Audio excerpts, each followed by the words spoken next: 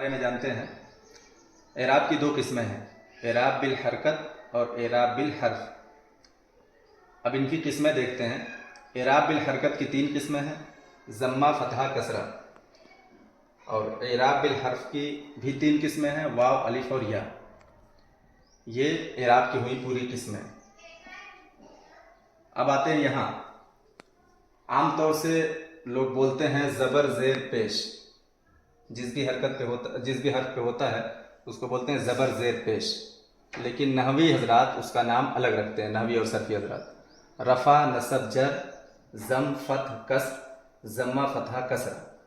اب ان کے الگ الگ نام ہیں، جیسے رفع، نصب، جر ہے تو انہیں بولتے ہیں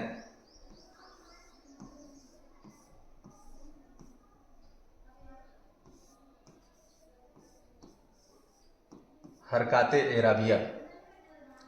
ضم، فتح، کسر کو بولتے ہیں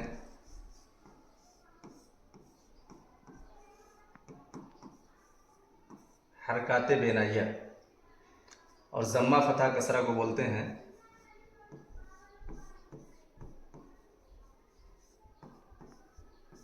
حرکات مشترکہ۔ اب ان کا یہ نام اس طرح سے کیوں ہے؟ رفع، نصب، جر کو حرکات اعرابیہ کیوں کہتے ہیں؟ اس لیے کہ یہ مورب پر آتا ہے، جو حرکات مورب پر آتے ہیں ان کو حرکات اعرابیہ کہتے ہیں، کیونکہ یہ مورب پر آتا ہے۔ فتح، ضم، کسر یہ مبنی پر آتا ہے، جو مبنی پر آتا ہے اسے ضم، فتح، کسر بولتے ہیں، اور ضمہ، فتح، کسرہ یہ مشترک ہے، یہ دونوں پر آتا ہے، اس لیے اسے حرکات مشترکہ بولتے ہیں۔